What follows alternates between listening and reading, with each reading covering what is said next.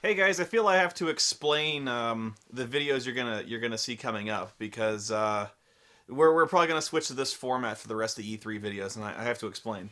Um, Basically, what you guys probably don't know is I just got back from E3, and I have another trip planned for this coming Friday, which is a few days from now, and it's in Chicago, and I'm going to Brad Jones's movie premiere, Paranoia, which I'm really looking forward to. So I have to write a script because we're gonna do some crossovers while we're there. I figured we'll get some work done. I really want to see his movie, and I want to support my friend, so that's where I will be. But I don't have time to fully produce the E3 videos as I would have liked. So it's kind of a bummer to me because I could do it when I come back, but E3 news is the kind of news that sort of has an expiration date. You know what I'm saying? So I don't want to be this guy who 3 weeks after the fact I'm still doing E3 videos. I want to get the news out to you as quickly as possible and get my impressions of these things to you as quickly as possible. So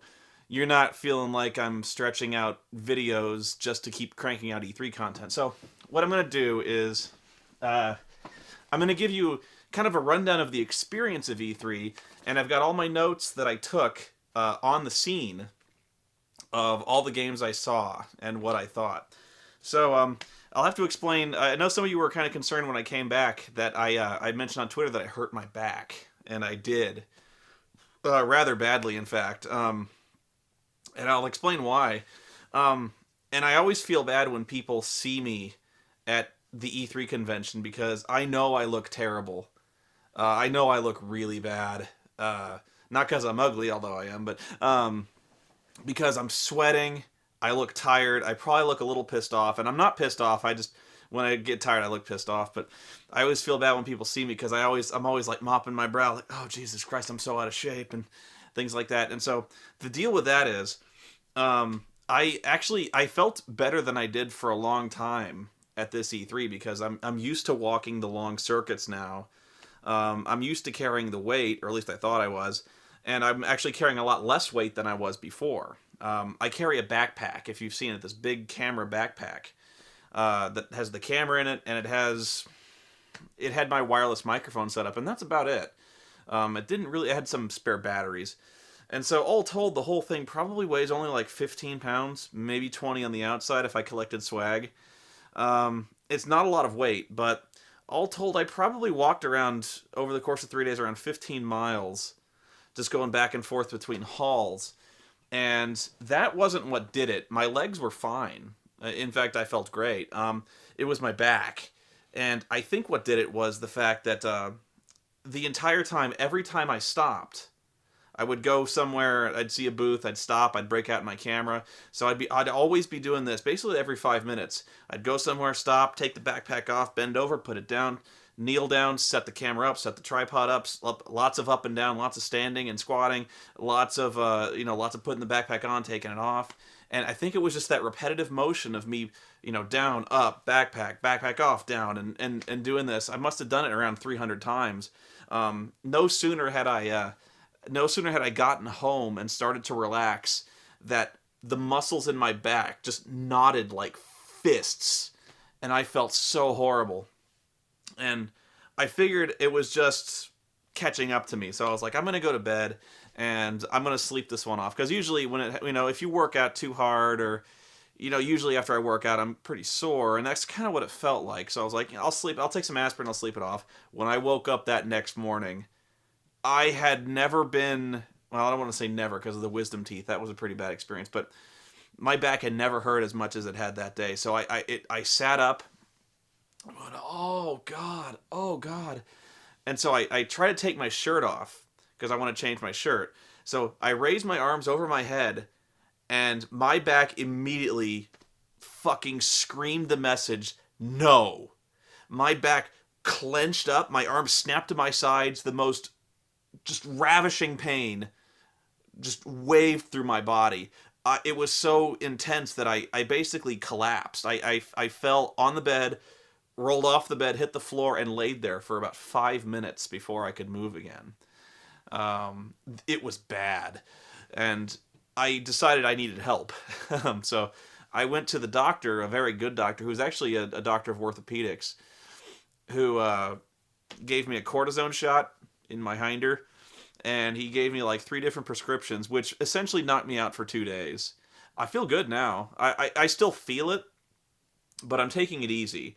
And I don't know if it's just me getting old. I'm not that old, but I really think it was just the constant repetitive motion that really knocked me out, and the fact I'm radically out of shape. In fact, I'm going to the doctor tomorrow to see about an exercise regimen, because he actually has some ideas in mind for my heart condition, which precludes me from working out all that much. And so I actually have been working out and doing some routines, but we're gonna go through it and see if we can work something out where I can get in a little bit better shape. So that was kind of that's how do I explain the back problem. I feel a lot better now, so thank you for your well wishes. As for the show itself, just kind of a blanket overview of the show. I love E3. For as much as people think I'm very negative coming into the show, I love being there. In fact, it's probably going to be the only show I go to as long as I can. As long as I keep getting a media pass, which may not be much longer. But it is a lot of fun. It's great. There's a lot of spectacle, a lot of theater. These guys are really trying their best to sell you these games, and they're really putting their A game forward to show you these titles. There's a lot of lines. If you're not media, I really wouldn't suggest going to E3, because the lines there are crazy, especially for the big titles. Like Mass Effect 3, Aliens Colonial Marine, anything that has like a major following behind it. Uncharted 3, you're going to be waiting in line around about 3 hours to see these games, which is almost your whole day. It sucks. Sometimes with media you get waved to the front of the line, which is why I say it's kind of intended for media. I would suggest if you're a gamer and you want to attend a convention, the best show to go to is PAX Prime. That is a great show, and it's not a lesser show by any stretch of the imagination. No matter, really, it's not. In fact, for a convention goer, it is far better to go to PAX Prime than media. And the reason I say that, I had a lot of fun at PAX Prime as well, but it's really not meant for media. It's meant for attendees. There's really not a lot of news at PAX Prime, although there is some. Usually if there's not much to see at E3, like let's say, for instance, something like Tomb Raider this year for Tomb Raider, there was really just a video. So sometimes at E3 they'll just have like a teaser video, like The Force Unleashed 2 or something like that. There'll be just a trailer, and you're like, really, that's it? That's all it's E3? At PAX Prime, which is a few months down the road, they usually have playable demos. So usually stuff that was just kind of rumored or just been announced at E3 is a lot more developed by PAX Prime, like the 3DS. Stuff like that. Stuff that was...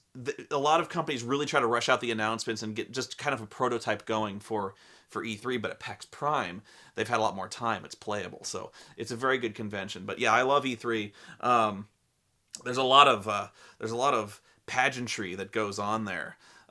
Last year more than this year. This year was I won't say a disappointment, but actually there was a lot. I was actually very impressed with a lot of stuff this year, way more so than I was last year. But there was a lot more pageantry at last year's E3. I remember when Homefront was first announced, they actually hired like hundreds of actors to march through the convention center like the North Korean army, which was kind of crazy. It was really wild. But there's so much to see at E3. 3 days I spend there. I booked appointments left and right. Basically my entire schedule was booked, except for the last day where I wandered, and even then I had like 4 appointments. So after 3 days, you still feel like there's so much you haven't seen, and I still regret some of the stuff I haven't seen. My biggest regret is the fact that I was at Paramount Entertainment watching the Star Trek review, Star Trek demo, which went long, and I also had an appointment with, I believe it was Majesco, and that was the time I did not get to see the Hulk Hogan Connect game, and my appointment was at the exact time that Hulk Hogan was scheduled to be in the office cruising around showing off his game, and I missed Hulk Hogan. So I don't regret seeing the Star Trek game. I was really impressed with that. But yeah, Lisa and I had a chance to see Hulk Hogan, and we missed that one. Paramount was my first appointment of the day. Okay, so what I'm gonna do is I'm gonna go through my notes and I'm gonna talk about all the other games I saw at E3 and do my best to explain what I thought about them unscripted. And I hope that'll do. I really want you guys to get a fair impression of at least what I thought about E3. I know a lot of you guys don't agree with me, and that's fine. I was harsh on Nintendo, and I do apologize for insulting people who like Nintendo. I do, I really do. I know it doesn't seem like I'm sincere sometimes, but and I know sometimes people think I'm playing a character a lot. But I'm a biased guy. You know, I do have I do have issues with Nintendo, and I don't mind that people like Nintendo. So this is my retraction of an earlier statement. I wasn't playing a character when I said that. In fact, when I do my E3 thing, I'm not doing a character at all. I'm just me. But sometimes when I amp up the rage, I do tend to get a little theatrical. So for in concession to the people who were actually very legitimately hurt by my comments, I do apologize. I still meant what I said when I said that I think that Nintendo is really stuck in a rut, and they really do need to update their games. And when it comes to Nintendo, I just don't see why it's so hard, why they're so resistant to ever changing. And just, I don't mean to harp on Legend of Zelda, although that was the biggest thing by far. That was the major showpiece of the Nintendo lineup. Aside from the Wii U, was Zelda. Zelda was everywhere. And so I make it a target because it made itself a target, kind of. And it's just my major frustration with Nintendo, kind of encapsulated with the Zelda franchise. I think it's capable of so much more than it is. I think that's really my frustration is Zelda's good. You know, it's always been good.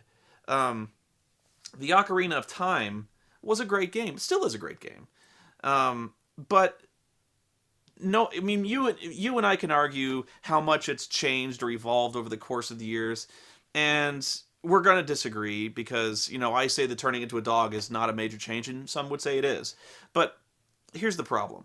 Let's just say they're very similar. Okay, can we at least concede that? My point is, and I made this point on a stream earlier, it's kind of like, you know, take your favorite meal. Let's say Ocarina of Time is your favorite game. Well, let's say steak is your favorite meal. If Nintendo keeps just feeding you steak over and over and over and over again, you're gonna want something new. I mean, steak with potatoes, steak with carrots, steak with garlic bread, it's still, you're gonna get tired of the steak, you know what I mean? And so I reached that point a long time ago with The Legend of Zelda, where there's variance, but it's still the same thing. And there's nothing wrong with a great game, but one yearns for more. And so when it comes to Zelda, I don't understand why they can't tell a story with any kind of continuity. You've got a firmly established cast, you've got a firmly established setting, and yet it's almost like every Zelda game takes place in a parallel dimension where they have nothing to do with each other. And yet they feel, you know, people feel compelled to arrange these titles in some kind of continuity when there is no continuity to be found. You know, even if you arrange them in a loose timeline, it's impossible to draw a line through them and go, this is a story that makes sense. This is the epic of The Legend of Zelda. You know, I can follow this from point A to point B and not get confused. I just don't understand why they can't tell a story with that. And so people have asked what I would do if, you know, how would you do it better? And I always kind of waffle on the question because that's not my job. You know, that's not what I do. I'm just telling you how it is. And so what I would do, honestly, I tell a story. Really, and you know, I could say, oh, I could change mechanics. I honestly, I don't know why they've never done a Legend of Zelda RPG of any style, turn-based, real-time, like a Tales of Hyrule, you know, a Tales of Vesperia, make a Tales of Hyrule game. Anything would be good. It really is a logical choice. You know, you've got this fantasy epic, do an RPG with it. You don't have to always do the Ocarina of Time kind of third-person swinging sword or top-down Game Boy style. You can do more with this, and they just seem content to settle. And so that's the end of my Nintendo rant. And again, I apologize if I seemed cruel, because I was cruel to you guys. And it's not you that I'm angry at. You know, it's but yeah, but really, I'm biased. I'll admit that. I guess my point is, I think people sometimes assume that I come into E3 on a media pass, and there's an expectation that I'm supposed to be unbiased and fair. I try to be fair, but you know, I come in there maybe not as a journalist, but you know, journalists have the right to be editorial as well.